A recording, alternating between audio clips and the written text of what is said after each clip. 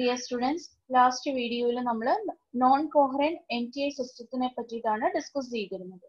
Innathe video il nammal discuss cheyan povuna portion ennu parayanathu continuous wave radar aanu. Okay. So continuous wave radar ന്റെ concept nammal already paranadana.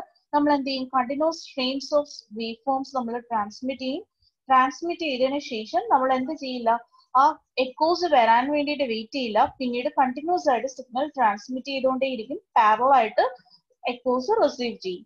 Pulse റഡാറിൽ എന്ത് ചെയ്യും, ഒരു short pulse നമ്മൾ transmit ചെയ്യും, എന്നിട്ട് ആ echoes നമ്മൾ receive ചെയ്തതിന് ശേഷം അടുത്ത ഷോർട്ട് ഡ്യൂറേഷൻ പൾസ് നമ്മൾ ട്രാൻസ്മിറ്റ് ചെയ്യുള്ളൂ. ഓക്കെ, സോ ഇതാണ് കണ്ടിന്യൂസ് വേവും നമ്മുടെ പൾസ് വേവും തമ്മിലുള്ള ഡിഫറൻസ് എന്ന് പറയുന്നത്. സോ നമ്മുടെ കണ്ടിന്യൂസ് വേവ് റഡാർ എടുക്കുവാണെങ്കിൽ, ആ റഡാർ സിസ്റ്റം എടുക്കുവാണെങ്കിൽ അതിന്റെ കറസ്പോണ്ടിങ് ബ്ലോക്ക് ഡയഗ്രാം ആണ് കാണിച്ചിരിക്കുന്നത്. സോ ഇവിടെ ഒരു കണ്ടിന്യൂസ് വേവ് ട്രാൻസ്മിറ്റർ ഉണ്ട്, അതിന്റെ F0 എന്ന് പറയുന്ന സിഗ്നൽ ട്രാൻസ്മിറ്റ് ചെയ്യും, എന്നിട്ട് F0 ഫ്രീക്വൻസിയിലുള്ള സിഗ്നൽ ഒബ്ജക്റ്റിൽ വന്ന് ടാർഗറ്റിൽ വന്ന് ഹിറ്റ് ചെയ്തതിന് ശേഷം അതിന്റെ ഒരു എക്കോ അല്ലെങ്കിൽ അതിൽ നിന്ന് വരുന്ന റിഫ്ലക്ഷൻസ് എന്ത് ചെയ്യും, നമ്മുടെ ഈ ഒരു ആന്റിന എന്ത് ചെയ്യും, അബ്സോർബ് ചെയ്യും. That is F0 plus or minus FP ആയിരിക്കും. FP എന്ന് പറയുന്നതാണ് ടാർഗറ്റ് ഇൻഫോർമേഷൻ എന്ന് പറയുന്നത്. അത് റിസീവ് ചെയ്തതിന് ശേഷം നമ്മൾ ഏതിലേക്ക് കൊടുക്കും, ഡിറ്റക്ടർ അല്ലെങ്കിൽ മിക്സറിലേക്ക് കൊടുക്കും. അപ്പൊ ഇതിനകത്ത് F0 എന്ന് പറയുന്നത് നേരത്തെ ട്രാൻസ്മിറ്ററിലുള്ള F0 ഇതിന്റെ ഒരു റെഫറൻസ് സിഗ്നൽ ആയിട്ട് കൊടുത്തിട്ടുണ്ടാവും. സോ ഇതെന്ത് ചെയ്യും, മിക്സറിന്റെ പ്രോപ്പർട്ടി ആണ്, ഇതെന്ത് ചെയ്യും, ഇതിന്റെ സബ്ട്രാക്റ്റഡ് ഔട്ട്പുട്ട് ഇവിടെ തരും. So we will get FD കിട്ടും. ഈ FD നെ നമ്മൾ എന്ത് ചെയ്യും, ബീറ്റ് ഫ്രീക്വൻസി ആംപ്ലിഫയർ വഴി പാസ് ചെയ്തതിന് ശേഷം അതിനെ നമ്മൾ എന്ത് സിഗ്നൽ സ്ട്രെങ്തൻ ചെയ്ത് നമ്മൾ അതിനെ വ്യൂ ചെയ്യുന്നത്. Okay, this is how A continuous wave radar works. അപ്പോൾ ഇതിന്റെ കറസ്പോണ്ടിങ് ബ്ലോക്ക് ഡയഗ്രാം ആണ് ഈ കാണിച്ചിരിക്കുന്നത്. And the corresponding frequency response characteristic of beat frequency amplifier is shown in this figure. So ഇത്രയും കാര്യങ്ങൾ നിങ്ങൾക്ക് ക്ലിയർ ആയെന്ന് വിശ്വസിക്കുന്നു. അപ്പൊ നമുക്കൊന്ന് തിയറിയിലേക്ക് നോക്കാം. Continuous wave radar is a radar system that transmits a continuous flow of radiant energy at a constant frequency. അതുകൊണ്ടാണ് നമ്മൾ continuous wave Doppler radar എന്ന് പറയാനുള്ള reason. And the Doppler effect is basis of continuous wave radar. Continuous wave radar can measure the Doppler shift of an oscillation source and determine the relative velocity between the radar and source. Okay, next one. Continuous wave transmitter. In the oru modules ആയിട്ട് എടുത്ത് നോക്കാം. So the transmitter generates a continuous unmodulated oscillation of frequency F0 which is radiated by the antenna. ശരിയല്ലേ?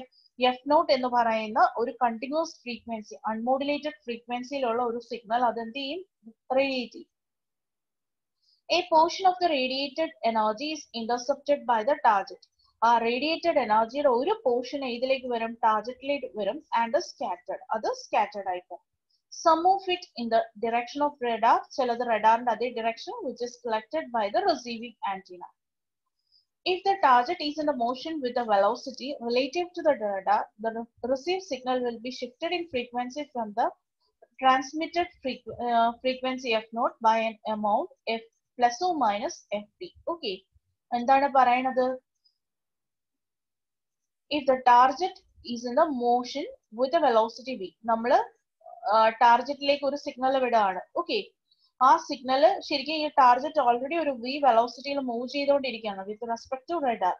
അങ്ങനെയാണെങ്കിൽ received സിഗ്നലും അതിന് across ആയിട്ട് എന്തുണ്ടാവും, ഒരു ഷിഫ്റ്റ് ഉണ്ടാവും. ആ ഷിഫ്റ്റ് ആണ് നമ്മൾ എന്ത് പറയുന്നത്, പ്ലസ് ഓ മൈനസ് FD എന്ന് പറയുന്നത്. ഓക്കെ, അതിനെയാണ് നമ്മൾ ഡോപ്ലർ ഷിഫ്റ്റ് എന്ന് പറയുന്നത്.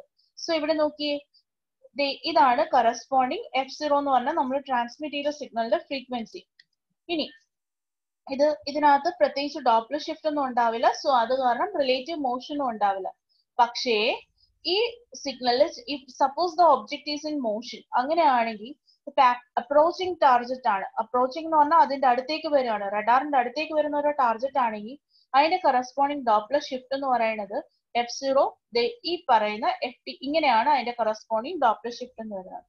If suppose it is A receiving target, അങ്ങനെയാണെങ്കിൽ എന്താണ് ആ കറസ്പോണ്ടിങ് ഡോപ്ലർ ഷിഫ്റ്റ് എന്ന് പറയുന്നത്, അല്ലെങ്കിൽ അതിന്റെ സ്പെക്ട്ര എന്ന് പറയുന്നത്, റിസീവ് സിഗ്നലിന്റെ സ്പെക്ട്ര ഈ രീതിയിലാണ് ഇരിക്കുന്നത്. ഓക്കെ, ഇവിടെയാണെങ്കിൽ F0 പ്ലസ് FP ആണ്, ഇവിടെയാണെങ്കിൽ എന്താണ് F0 മൈനസ് FP ആണ്. Next, what is A function of beat frequency amplifier? So the purpose of Doppler amplifier is to eliminate echoes from stationary targets and to amplify the Doppler echo signal to a level where it can operate an indicating device. Okay. Any എന്താണ് indicator?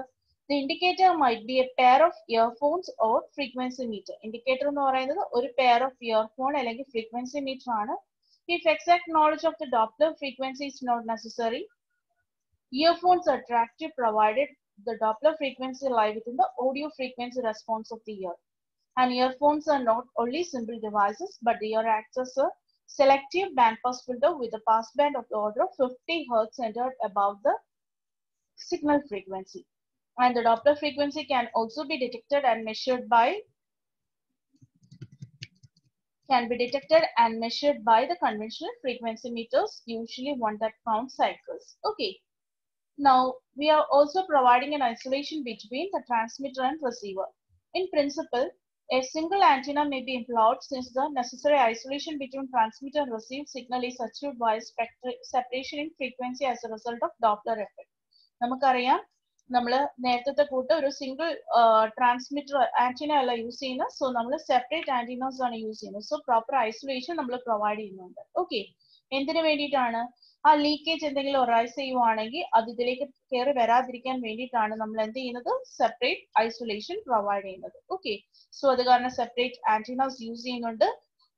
So somewhat this continuous wave radar system is somewhat precise ആണ്. Okay. So ഇത്രയാണ് അതിന്റെ basic ആയിട്ടുള്ള കാര്യങ്ങൾ. ഇനി in some continuous wave application, നമുക്ക് ചില continuous wave ആപ്ലിക്കേഷൻസിൽ it is to know whether a target is approaching or receding. വരുന്ന ടാർഗറ്റ് അപ്രോച്ചിങ് ആണോ റിസീഡിങ് ആണോ എന്നുള്ളത് എങ്ങനെ അറിയാൻ പറ്റും? സോ അത് ശരിക്കും പറയണത് ആ കിട്ടുന്ന എക്കോ സിഗ്നൽ എഫ് ഡി എന്ന് പറയുന്നത് ലൈസ് ബിലോ ദ കാരിയർ. നമ്മുടെ F0ക്ക് മുന്നേ ആണ് നടക്കുന്നതെന്നുണ്ടെങ്കിൽ ലൈസ് ബിലോ ദ കാരിയർ. F0ക്ക് മുന്നേ ആണ് കിടക്കുന്നതെന്നുണ്ടെങ്കിൽ that is receding. And if it is above the carrier then it is approaching. ആ വേവ് ഫോമിനകത്ത് നിങ്ങൾ കണ്ടതാണ്. ഓക്കെ. ഇനി ഇതേ ഒരു concept, the sign of the Doppler shift and therefore the direction of the target motion may be formed by splitting the received signal into two channels. ഇത് നമുക്ക് further detail ആയിട്ട് നമുക്ക് അറിയണമെങ്കിൽ നമ്മൾ രണ്ട് ചാനൽ ആയിട്ട് അതിനെ സ്പ്ലിറ്റ് ചെയ്യാം. And this process is called quadrature modulation and is never used and is used in newer radar system to retain the phase information normally lost in analog to digital conversion transmission process. So സാധാരണഗതിയിൽ നമ്മൾ ഈ പറയുന്ന amplitude information കൂടാതെ face information കൂടി കിട്ടണം എന്നുണ്ടെങ്കിൽ നമ്മൾ ഏതിലേക്ക് പോകും? ക്വാഡ്രേച്ചർ മോഡുലേഷനിലേക്ക് പോകും. ആ കറസ്പോണ്ടിങ് ക്വാഡ്രേച്ചർ മോഡുലേഷനകത്ത് നമ്മൾ രണ്ട് ചാനലായിട്ടാണ് ഈ ഡേറ്റ അനലൈസ് ചെയ്യുന്നത്. അതാണ് ഈ ഫിഗറിൽ കാണിച്ചിരിക്കുന്നത്. ക്ലിയർ ആയല്ലോ? ജസ്റ്റ് ആ ഫിഗർ ജസ്റ്റ് ഒന്ന് മനസ്സിൽ വെച്ചേക്കുക. ഇനി the signal in channel B is phase shifted by 90 degree with respect to channel A. Okay, and these two signals are then separately mixed with the received signal. And the two resulting different signals in a 90 degree phase shift എന്ന് പറഞ്ഞല്ലോ. SA എന്ന് പറയുന്നത് sign of plus or minus omega dt plus psi, and SB എന്ന് പറയുന്നത് ഈ രീതിയിലാണ് 90 degree phase shift ഉണ്ട്. അതിനെ എനിക്ക് കോസിന്റെ ടേംസിൽ എക്സ്പ്രസ് ചെയ്യാൻ പറ്റും. ഓക്കെ. ഇനി ഇതിന്റെ സൈൻ വെച്ചിട്ട് വെദർ ഇറ്റ് ഈസ് അപ്രോച്ചിങ് ആണോ റിസീഡിങ് ആണോ എന്നുള്ളത് നമുക്ക് അനലൈസ് ചെയ്യാൻ പറ്റും. സോ ഇത്രയും കാര്യങ്ങളാണ് ഒരു കണ്ടിന്യൂസ് വേവ് റഡാർ സിസ്റ്റത്തിനകത്ത് വരുന്നത്. Okay, thank you.